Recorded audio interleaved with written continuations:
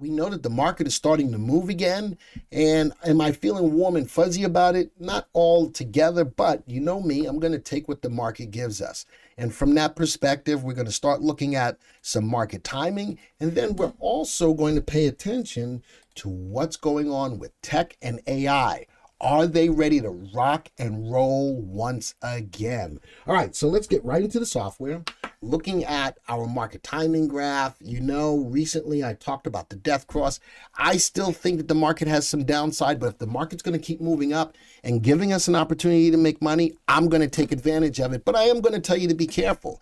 Here's the death cross that I talked about. I still think the market's got some downside, but look, after that, the market started moving up. We broke through our level of resistance that I kept my eyes on. We did get a DEW up call. The primary wave is up, a green light in the color guard pricing column.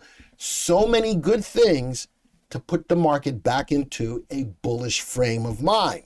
But I'm still going to say, if nothing else, just keep this in the back of your mind that we have the death cross on the VectorVest composite. It is the only indicator that did get a death cross. The Dow, the NASDAQ, and the S&P did not. So keeping all that in mind, I still like that the VectorVest composite does track over 9,000 stocks to give us a broader move of the market. So what stocks am I talking about when I talk about tech and AI? Folks, I'm talking about the Magnificent Seven, but in this video, I'm going to give you a +2. So the Magnificent Seven +2. Let's go to the Viewers tab. Here are the Magnificent Seven. Google, Tesla, Meta, Microsoft, Nvidia, Apple, and Amazon. The +2 are ETFs. AIQ for AI as a whole, and FANGU, FNGU for the tech stocks. Now, a lot of people are throwing FANG stocks out of the picture because we have the new Magnificent Seven, which I just explained to you what they are. Now, I'm going to do something here just to see what they've done over the year, just the past year, because tech stocks have been on the rise, and we all know that AI is definitely been on the rise, looking at Microsoft's investment in OpenAI, which is still a privately traded company, but a lot more companies are jumping on board the train for AI. So tech and AI, I could have done a lot of other stocks, but I wanted to do the Magnificent Seven because a lot of these stocks, not only are tech stocks, but they're tech stocks in the AI space. So I think they encompass both. Again, going forward, I will do more videos on specific AI stocks, but I think that this is a good foundation for looking at both tech and AI. Now, I took these stocks back to 1/3 of 2023, the beginning of the year. No market timing, just the beginning of the year. And notice that these stocks, the CIs, sells and holds, they weren't the best, but this is prior to the big move in the space. And I'm going to quick test them all the way up until right now. Good, googly, muggly. Look at this. 115.61%. Now, why do I bring this up now? Because a lot of these stocks have been hit to the downside and could be looking for great entries as this industry, these two industries, tech and AI, start to move now. Look at this, 137% annualized rate of return compared to the S&P, only up 14.5%. I say only up. Up 14.5% with an annualized rate of return of 17.25%. This is why this video is so important. I'm going to take this from back then to stream it now. Look at the difference in the stocks now, in the characteristics of the stocks. So we now know that they've all run up. A lot of us missed the opportunity to make money in these stocks. Is the opportunity presenting itself now once again? Out of the 7 + 2, or the 9 stocks, 8 out of the 9 stocks or ETFs have CIs above 1. All of them but one have RTs above 1.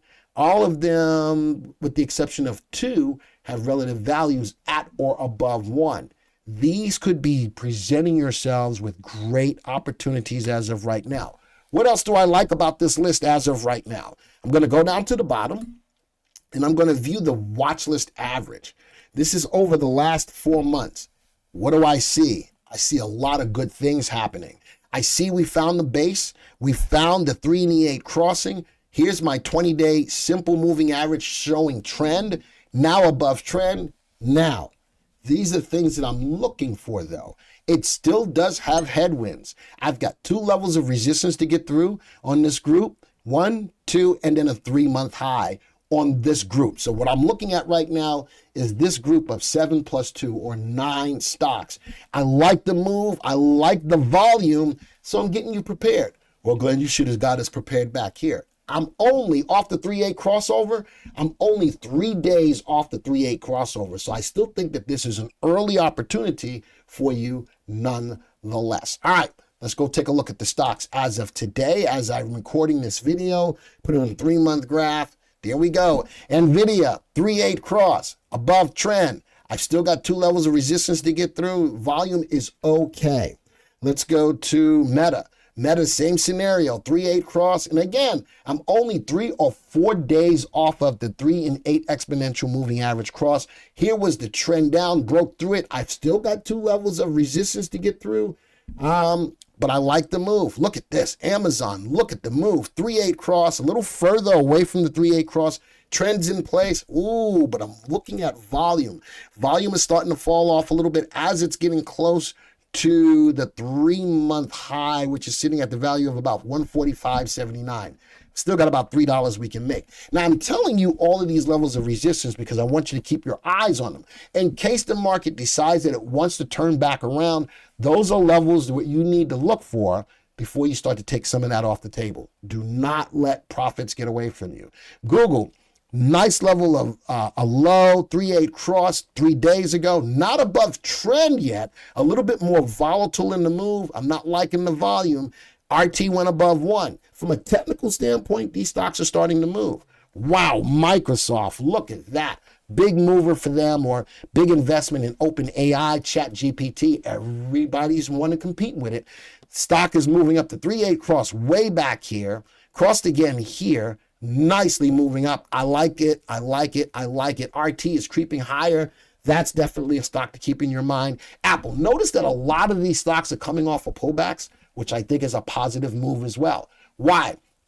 Because if I know that these stocks have made money over time, over the last year, these pullbacks are showing me opportunities where people are waiting for bargains on all of these stocks. A lot of these stocks have pullbacks. A lot of the big money is looking at buying the dips on these going into the end of the year if these stocks are moving.